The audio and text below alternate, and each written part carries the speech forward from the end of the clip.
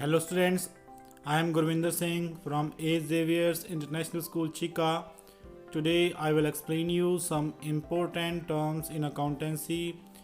कौन कौन सी important terms use होती हैं अकाउंटेंसी के अंदर या कॉमर्स के अंदर जिससे आपको पूरी कॉमर्स की नॉलेज हासिल करना इजी हो जाएगा या अकाउंटेंसी को समझना इजी हो जाएगा। लेट्स स्टार्ट करते हैं कौन कौन सी टर्म्स हैं। नंबर 1 पे है आपकी entity. Entity means a reality that has a definite individual existence.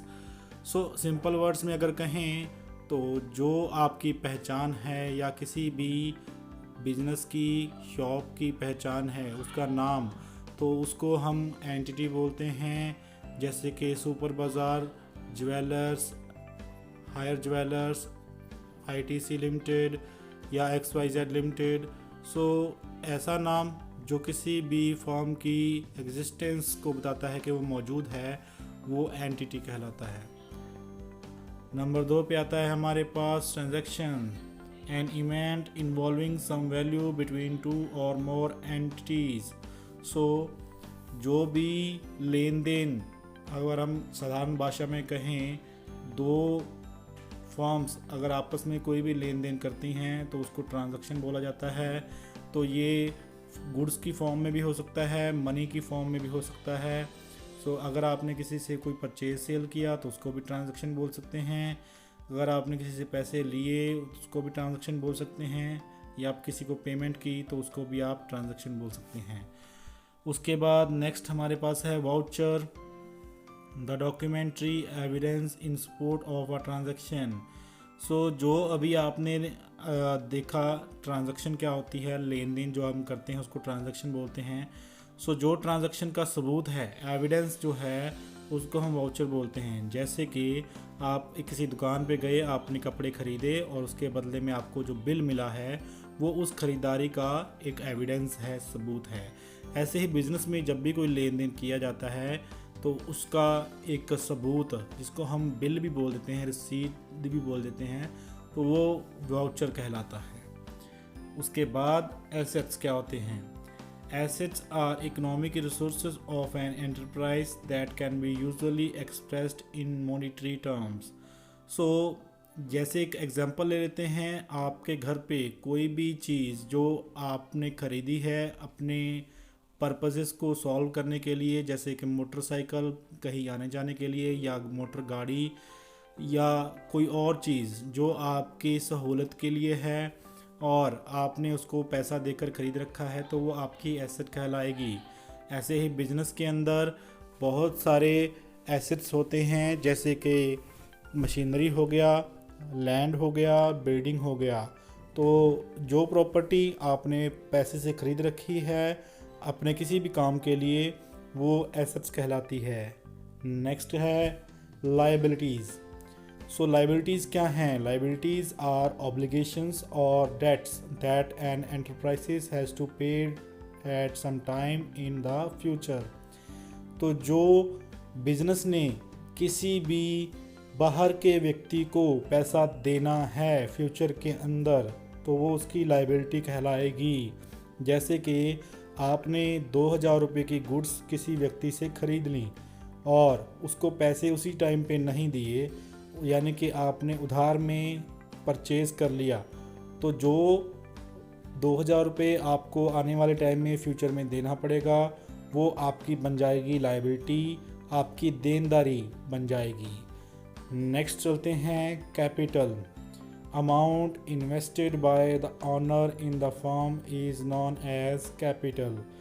Example ले लेते हैं, आप एक बिज़नेस शुरू कर रहे हो, 1 लाख रुपए से आपने दुकान के अंदर सामान लेके रख लिया, आपने इन्वेस्टमेंट कर दी शॉप के अंदर 1 लाख रुपए के साथ, तो आपका 1 लाख रुपया कहलाएगा कैपिटल। यानी कि जो भी मालिक बिज़नेस के अंदर पैसा लगाते हैं उस पैसे को कैपिटल का नाम दिया जाता है। नेक्स्ट चलते हैं ड्राइंग्स। अगर ऑनर जो है, मालिक जो है, बिज़नेस के अंदर कैपिटल लगा रहा है, पैसा लगा रहा है, तो उसको कैपिटल बोला जाता है।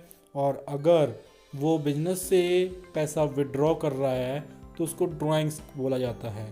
ड्राइंग्स क्या होती हैं? विड्रॉवल ऑफ मनी एंड और गुड्स अगर वो मनी विड्रॉ कर रहा है बिजनेस से तो भी वो ड्राइंग्स कहलाएगी। और अगर वो गुड्स विड्रॉ कर रहा है, अब गुड्स कैसे विड्रॉ कर सकता है? मान लो कि एक जो ऑनर है, मालिक है बिजनेस का, जो बिजनेस चीनी बनाने का काम कर रहा है, तो चीनी की ज़रूरत तो हर घर पे होती है। सो ऐसे में अगर वो अपने बिजनेस से चीनी अपने घर के यूज़ के लिए ले जाता है तो इसका मतलब वो ड्राइंग्स लेके जा रहा है। सो मनी या फिर गुड्स, कोई भी चीज़ अगर वो अपने पर्सनल यूज़ के लिए लेके जा रहा है तो उसको हम ड्राइंग्स बोलेंगे। नेक्स्ट आती हैं goods. It refers to the products in which the business unit is dealing. So जिस चीज़ों के साथ बिजनेस व्यापार कर रहा है उन चीज़ों को बोला जाता है गुड्स। जैसे कि एक शू वाली शॉप है, शू वाली शॉप के अंदर बहुत तरह तरह के जो शू उन्होंने रखे हुए हैं या जो चप्पल्स वगैरह रखे हुए हैं, सैंडल्स वगैरह रखे हुए हैं, तो वो उनके लिए क्या बन जाएंगी? गुड्स बन जाएंगी।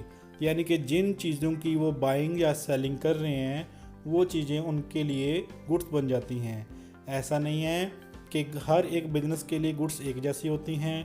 अगर फर्नीचर बनाने वाले ने फर्नीचर ला के रख रखा है बेचने के लिए तो वो उसके लिए गुड्स हैं। और अगर किसी शॉप में जहाँ पे आप शू लेने गए वहाँ पे उन्होंने आपके बैठने के लिए फर्नीचर रखा हुआ है तो वो फर्नीचर गुड्स नहीं कहलाएगा। तो ऐसे में जिन चीज़ों के लिए आप सिर्फ सेलिंग एंड बाइंग कर रहे हो उन्हीं को गुड्स कहा जाएगा। नेक्स्ट बात कर लेते हैं परचेज़ के बारे में। परचेज़ तो आप जानते ही होंगे, गुड्स को ख़रीदना या किसी भी चीज़ को ख़रीदना। तो बिज़नेस में जब भी कोई चीज़ खरीदी जाती है बेचने के पर्पज़ से उसको परचेज़ कहा जाता है। परचेज़ दो तरह की होती है, क्रेडिट एंड कैश। सो यहाँ पे कैश का मतलब होता है पैसा, आपको समझ में आता है। लेकिन क्रेडिट का मतलब क्या होता है? जो चीज़ हमने खरीद तो ली लेकिन हमने उसके बदले में पैसे नहीं दिए तो वो हो जाती है क्रेडिट, यानी कि उधार में आपने उसको ख़रीदा है। सो परचेज़ क्रेडिट भी हो सकती है और कैश भी हो सकती है। अगर पैसे दे दिए तो कैश और अगर पैसे नहीं दिए तो क्रेडिट। नेक्स्ट बात करते हैं सेल्स की। जब परचेज़ के बारे में आपको पता है तो सेल्स के बारे में भी आपको पता होगा। जब गुड्स को हमने ख़रीद लिया तो अब अपने ग्राहकों को उसको बेचना होता है तो वो बचाती है sales. Sales are total revenues from goods और सर्विसेज सोल्ड और प्रोवाइडेड टू कस्टमर्स। सो जो हम अपने कस्टमर्स को बेच देते हैं चीज़ें, चाहे वो चीज़ें हों चाहे वो सर्विसेज हों। सर्विसेज कौन देता है? जैसे कि कोई लॉयर हो गया, कोई डॉक्टर हो गया। तो जब वो अपनी सर्विसेज देते हैं तो उसके बदले में उनको पैसा मिलता है, तो ऐसे में वो भी उसको सेल्स ही बोलते हैं। सो सेल्स भी दो तरीके की हो सकती है, कैश भी और क्रेडिट में। अगर पैसे मिल गए तो कैश सेल कहलाएगी, अगर पैसे अभी नहीं मिले फ्यूचर के अंदर मिलेंगे तो वो क्रेडिट सेल हो जाएगी। उसके बाद आता है डिस्काउंट। डिस्काउंट के बारे में भी आप अच्छी तरह से जानते होंगे। अगर आपको कोई चीज़ 10 रुपये वाली 8 रुपये में मिल गई तो 2 रुपये क्या हो जाएगा? जी हाँ, discount. Discount is the deduction in the price of the goods sold और परचेज्ड। सो अगर आपने कोई परचेज़ किया है या सेल किया है किसी गुड्स को, चीज़ों को, और उसके प्राइस के अंदर कमी आ गई तो जितना उस प्राइस के अंदर कमी आई है उसको बोला जाएगा डिस्काउंट। नेक्स्ट है रेवेन्यू। सो रेवेन्यू क्या है? These are the amounts of the business earned by selling its product और providing services to customers. So जितना आपने टोटल सेल कर दिया किसी चीज़ को, सेल करने के बाद जो टोटल आपको पैसा रिसीव हो गया वो कहलाता है रेवेन्यू। जैसे फॉर एग्जांपल आपने एक साल के अंदर 1 लाख रुपए के गुड्स को परचेज़ किया और उनको 1,20,000 रुपये में सेल कर दिया, तो जो टोटल पैसा आपको मिलेगा वो कितना मिलेगा? 1 लाख या 1,20,000? डेफिनेटली 1,20,000। तो 1,20,000 आपका क्या बन गया? रेवेन्यू बन गया। यानी कि जो टोटल पैसा आपको मिला है किसी चीज़ को बेचने के बाद या सर्विस प्रोवाइड करने के बाद। नेक्स्ट है आपका एक्सपेंडिचर। अब एक्सपेंडिचर क्या होता है? स्पेंडिंग मनी और incurring a liability for some benefit. So अगर आप कोई बेनिफिट ले रहे हो या किसी चीज़ को ख़रीद रहे हो या किसी सर्विस को ले रहे हो तो उसके बदले में आपको कुछ पैसा देना पड़ेगा, जिसको हम बोलेंगे एक्सपेंडिचर। सो एक्सपेंडिचर दो तरीके की होती है, revenue expenditure and capital expenditure. उसके बारे में बाद में बात करेंगे। सो एक्सपेंडिचर क्या है? एक खर्चा है जो आप किसी बेनिफिट को लेने के लिए करते हो। उसके बाद आता है एक्सपेंस। एक्सपेंसेस एक्सपेंडिचर से डिफरेंट हैं, लेकिन ये हम ज़्यादातर इनको एक ही मान के चलते हैं। एक्सपेंसेस क्या हैं? जो आप एक साल के अंदर अंदर, जिसका बेनिफिट आपको एक साल के अंदर अंदर मिल जाए, वो एक्सपेंसेस होते हैं। और जिसका बेनिफिट आपको एक साल के बाद मिले वो कैपिटल एक्सपेंडिचर होते हैं। सो यहाँ पे मैं सिर्फ एक्सपेंसेस के बारे में बात करूँगा। सो एक्सपेंडिचर का एक पार्ट है एक्सपेंसेस। एक्सपेंसेस जब आप थोड़े समय के बेनिफिट के लिए कोई भी खर्चा करते हो तो वो एक्सपेंसेस होता है। जैसे किसी एम्प्लॉय को सैलरी देना, और एम्प्लॉय कितना टाइम काम करेगा आपके लिए? एक महीना बेनिफिट लिया आपने और उसको आपने सैलरी दे दी, तो वो आपका एक्सपेंस हो गया। ऐसे ही बिल्डिंग आपने यूज़ की किसी व्यक्ति की, और उस बिल्डिंग के बदले में आपने रेंट पे कर दिया, तो वो भी रेंट आपका क्या हो गया? एक्सपेंस हो गया। तो इस तरीके से जो शॉर्ट टाइम के बेनिफिट के लिए आप खर्चे करते हो वो एक्सपेंसेस होते हैं, और ये एक्सपेंसेस जो हैं ये एक्सपेंडिचर का ही पार्ट होते हैं। एक्सपेंडिचर में लंबे समय और थोड़े समय दोनों तरीके के एक्सपेंसेस मौजूद होते हैं। आगे आता है प्रॉफिट। अब प्रॉफिट क्या होता है ये तो आपको पता ही है। 10 रुपये वाली चीज़ को अगर 15 रुपये में बेच देंगे तो आपको 5 रुपये प्रॉफिट हो जाएगा। So the excess of revenue of a period over its related expenses during an accounting year is profit. So एक साल हम अकाउंटिंग ईयर मानते हैं, हमेशा एक साल का जो प्रॉफिट है या लॉस है वो निकालते हैं। सो जब भी आप प्रॉफिट के बारे में जानना होगा तो आप अपने टोटल रेवेन्यू अभी भी हमने डिस्कस किया क्या होता है, जो टोटल पैसा आपको मिला, यानी कि अगर आपने 1.5 लाख रुपए की कोई चीज़ बेची है और 1.5 लाख रुपए आपका क्या बन गया? रेवेन्यू। सो रेवेन्यू में से जो एक्सपेंसेस आपके हुए, जो खर्चा आपने किया उन चीज़ों को ख़रीदने के लिए, यानी कि 1.5 लाख की चीज़ को अगर आपने 1,20,000 में ख़रीदा या सारे खर्चे किए उस चीज़ के ऊपर, तो यानी कि आपका 1,20,000 सारा एक्सपेंस हो गया। सो जब आप टोटल रेवेन्यू यानी कि 1.5 लाख, टोटल एक्सपेंस यानी कि 1,20,000 माइनस कर दोगे तो आपको क्या हो जाएगा? 30,000 रुपये का profit. So profit is equal to revenue minus expenses. आगे आता है गेन। अब गेन क्या होता है? A profit that arises from events और transactions which are incidental to business. So जो गेन होता है ये भी एक तरीके का प्रॉफिट होता है, लेकिन ये प्रॉफिट से अलग क्यों बता रखा है हमें? तो अगर आपने मान लो पेन का बिज़नेस कर रहे हो, पेन 8 रुपये में ख़रीदा, 10 रुपये में बेच दिया, तो क्या हुआ? 2 रुपये का प्रॉफिट। लेकिन अगर आप पेन का बिज़नेस कर रहे हो और आपने एक बाइसाइकिल जिसकी कीमत 100 रुपया थी, आपने उसको 120 रुपये में बेच दिया, तो यहाँ पे आप बिज़नेस तो पेन का कर रहे हो लेकिन प्रॉफिट आपको बाइसाइकिल बेचने पे हो गया।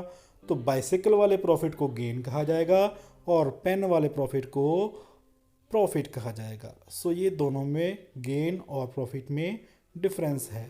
जिस चीज़ का आप बिज़नेस करते हो उसमें से अगर आपको कुछ बचेगा तो वो प्रॉफिट, और अगर जिस चीज़ का बिज़नेस नहीं कर रहे उसमें से कुछ एक्स्ट्रा बच जाएगा तो वो आपका बेनिफिट कहलाएगा गेन। नेक्स्ट क्या है? लॉस। सो लॉस तो आपको सबको ही पता है, नुकसान जिसको हम हिंदी में बोल देते हैं। सो अगर आपके एक्सपेंसेस ज़्यादा हो जाएंगे लेकिन रेवेन्यू आपकी कम है तो वहाँ पे आपका लॉस हो जाएगा। जब हमने प्रॉफिट देखा था तो प्रॉफिट में हमने एग्जांपल ली थी कि 1.5 लाख रुपए की आपकी रेवेन्यू है और 1,30,000 रुपये का आपका एक्सपेंसेस, तो एक्सपेंसेस कम था जिसके कारण आपको प्रॉफिट हो गया। लेकिन अगर हम एग्जांपल ले लें कि आपने 1.5 लाख की रेवेन्यू की है और उस रेवेन्यू के पीछे आपका एक्सपेंसेस कितना हो गया, 1,70,000। अगर एक्सपेंसेस बढ़ जाएगा, रेवेन्यू कम रह जाएगा, तो आपको क्या हो जाएगा, लॉस। सो 1,50,000 रुपये में अगर चीज़ को बेचा लेकिन ख़रीदा उसको 1,70,000 रुपये में, तो 20,000 रुपये का आपका लॉस हो जाएगा। ऐसे में लॉस और भी टर्म्स में यूज़ किया जाता है, जैसे कि अगर आपका गोडाउन में सामान जल जाए तो वहाँ पे भी आपका लॉस हो जाएगा। नेक्स्ट, स्टॉक और इन्वेंट्री। स्टॉक क्या होता है, जो चीज़ों का बिजनेस आप कर रहे हो वो आपके हाथ में कितनी पड़ी हुई हैं, इन हैंड आपके कितनी हैं, तो वो स्टॉक कहलाता है। जैसे कि आप पेन का बिजनेस कर रहे हो, आपने 100 पेन खरीदे, उसमें से 80 पेन बेच दिए, लेकिन 20 तो अभी भी आपके पास पड़े हुए हैं, तो वो 20 पेन क्या कहलाएंगे, आपका स्टॉक।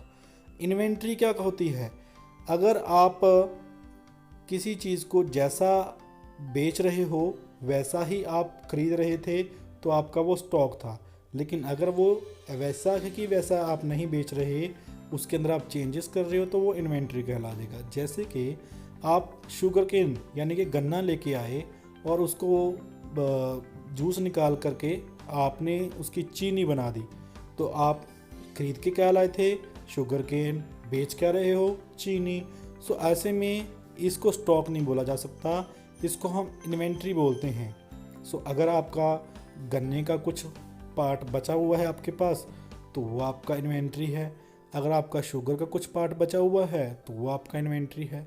सो ऐसे में जो चीज़ के अंदर आप चेंज करके बेच रहे हो वो इन्वेंट्री का स्टॉक कहलाएगा, और अगर किसी के अंदर आप कोई चेंज नहीं कर रहे, वैसे का वैसे आप बेच रहे हो, तो वो स्टॉक कहलाएगा।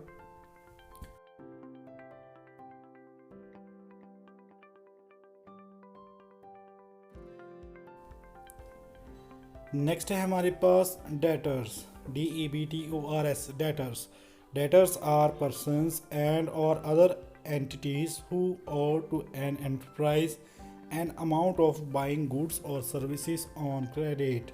सो यहाँ पे हमने सेल्स के बारे में जाना था कि सेल्स किसी चीज़ को बेचना होता है, और सेल्स अगर कैश में बेची जाए तो उसको कैश सेल्स कहा जाएगा, और अगर वो कैश में ना बेची जाए यानी कि उधार बेची जाए तो उसको क्रेडिट सेल बोला जाएगा। तो यहाँ पे कैश सेल अगर हो गया तो लेना भी हो गया, देना भी, यानी कि गुड्स आपने दे दी और कैश आपने ले लिया, तो काम समाप्त। लेकिन अगर आपने उधार में दिया है तो वहाँ पे एक व्यक्ति ऐसा है जिसने आपको पैसे देने हैं, तो जिस व्यक्ति ने आपको पैसे देने हैं, जिसको आपने उधार में चीज़ें बेची थी, तो वो आपका क्या कहलाएगा, डेटर कहलाएगा। सो जो व्यक्तियों ने आपको पैसे देने होते हैं वो डेटर्स होते हैं, या आसान भाषा में कहें, जिन लोगों को आपने उधार में वस्तुएं बेची हैं और उनके पैसे अभी तक नहीं मिले, तो वो आपके डेटर्स बन जाएंगे। नेक्स्ट चलते हैं क्रेडिटर्स की तरफ। तो क्रेडिटर्स क्या होगा, जैसे आपने किसी को उधार में चीज़ें बेच दी, हो सकता है कि आप किसी से उधार में चीज़ें खरीद भी लो। सो अगर आपने उधार में चीज़ें खरीद रखी हैं, if you purchased something on credit, so वहाँ पे आपको किसी के पैसे देने हैं अभी।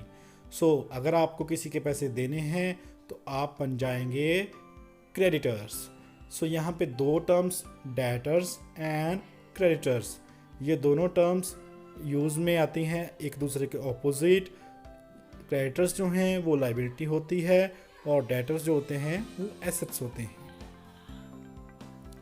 सो इस चैप्टर के अंदर हमने देखा कौन कौन सी इम्पोर्टेंट टर्म्स हैं जो किसी भी कॉमर्स के सब्जेक्ट के अंदर यूज़ में आती हैं। सो बहुत ही ये इम्पोर्टेंट टर्म्स हैं।